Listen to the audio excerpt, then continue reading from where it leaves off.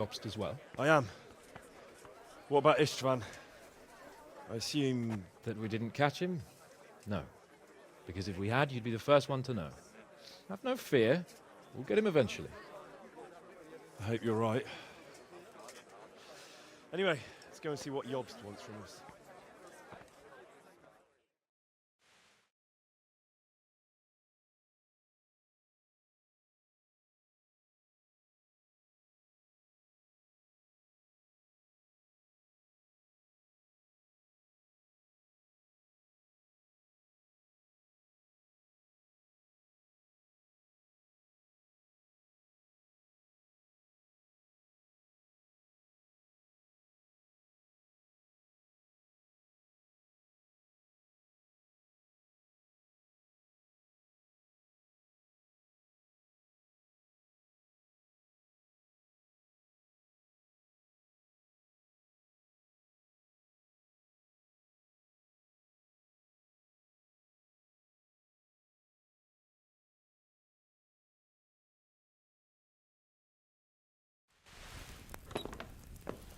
My lords, Christ's blessings on you all. And on you, Lord Capon. And this is my son, Henry. I didn't know you had a son, Sir Redzig. It came as a bit of a surprise to young Henry, too.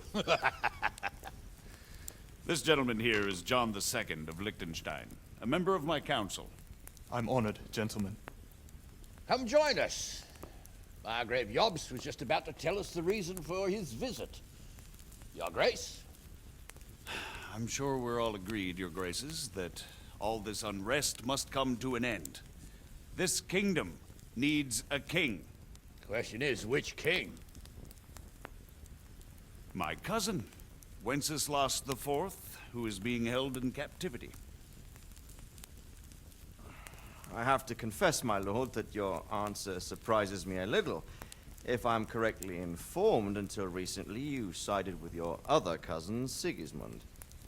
That I cannot deny, and I have always stated my position plainly. But times have changed. How have they changed, Your Grace? Sir, there is one thing on which we undoubtedly concur, that King Wenceslas, unfortunately, did not inherit his father's gift for governing. Sadly, his failures have cost Bohemia, the nobles, and our whole Luxembourg family a great deal of money and effort. How did the king let it go so far, damn it? It's in his temperament. He cares only for wine, women, and the hunt. A king, in fact, who never wanted to be king. Then why didn't he just let his brother have the crown? Young sir, the crown weighs heavy when there are duties to be performed, but to surrender it means giving up great privileges, too. But he did surrender power to his brother. When things started getting out of hand, Wenceslas appealed to Sigismund for help in restoring order. What you're saying, Wenceslas invited him here? This is starting to make my head spin. Actually, it makes sense when you think about it. Sigismund wanted to re-establish the power of the whole House of Luxembourg. He thought if he helped Wenceslas win the imperial crown, in return his brother would help him become the king of the Romans, and leave the actual reign of Bohemia and the empire to him. Sigismund would govern, while Wenceslas could carry on doing what he was best at, enjoying the life of the imperial court. Why wasn't Wenceslas crowned Holy Roman Emperor long ago? He was already elected king of the Romans. All he had to do was go and let the Pope put the damn imperial crown on his head.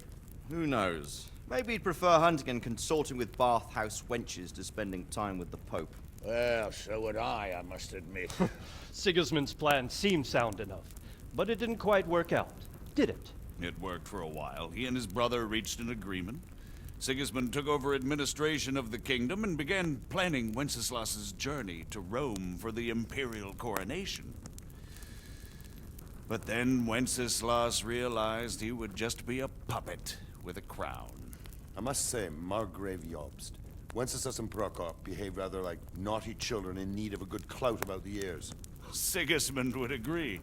He was already planning his rule of Bohemia, and all of a sudden, the rug was pulled from under him.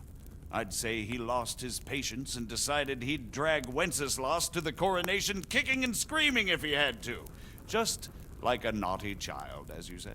So he abducted him and your brother Prokop too, if I heard correctly. Correct. And you helped him do it, if I heard correctly. Yes, your graces, it's true. I was there when Sigismund abducted Prokop. I thought everything could somehow be settled, that we could make my brother see sense. But Sigismund just wanted to put an end to the dispute once and for all, whatever the cost. There was nothing I could do to stop him. And that's one of the reasons why I'm here. Ah, The worst of it is that it was all for nothing. Instead of putting a stop to the revolt, it escalated it, and the result is this chaos we have today. That's true enough, sir. But I must admit now, I'm not sure what your position is. The king is incompetent, but we must protect him? The simple truth, gentlemen, is that for all of Wenceslas's faults, we have no one else. So we'll have to make do with his idleness. people like him, though. But what can we do now? Sigismund has the League of Lords behind him. Otto von Bergholf, Heinrich von Rosenberg. The situation has gotten completely out of control. Now even the nobles of the League of Lords are realizing that Sigismund wasn't the right choice. So now Berghoff is on your side. Are we to assemble an army together with him and face Sigismund on the field of battle? We're not in Hungary now. Such affairs may be settled elegantly, without unnecessary hostilities or expenses. I have negotiated an alliance with the Hungarian bishops, the Polish, and of course the Czech nobility, against Sigismund. Every day he is losing the ground under his feet, and that's why I need your help too. What kind of help, though? Sigismund has a massive army, and Rosenberg, Berghoff, and Prague are behind him. Do you have an army you could face him with? But that's not what I mean at all. There's been a revolt against Sigismund in Hungary, partly due to my efforts, and now he'll have to choose whether he wants to gain the Bohemian crown, which is a very risky enterprise, or hold on to the Hungarian one. He can't have both. And there's a tough struggle awaiting him in Hungary. I'm not sure he'll win, and Rosenberg and Berghoff know it too. They're not stupid. If the Bohemian nobility stands together, they will turn.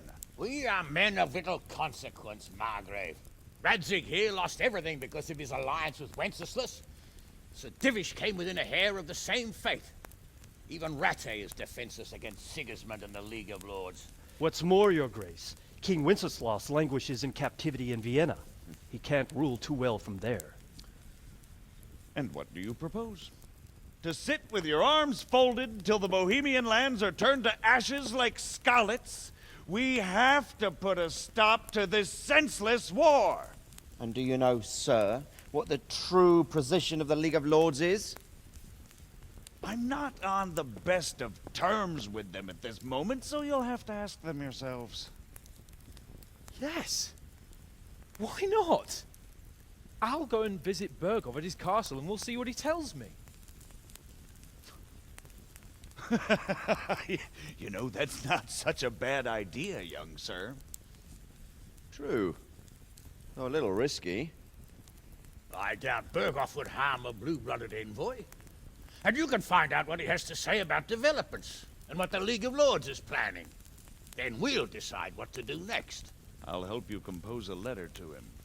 I'd like Henry to come with me. Why not?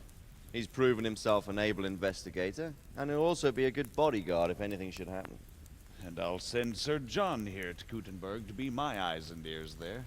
I believe both your reports will help us get a better grip on the situation. When can you set out? Just as soon as I've packed my things. Excellent. Margrave Jobst and I will draft a letter. Get ready, and we'll meet back here.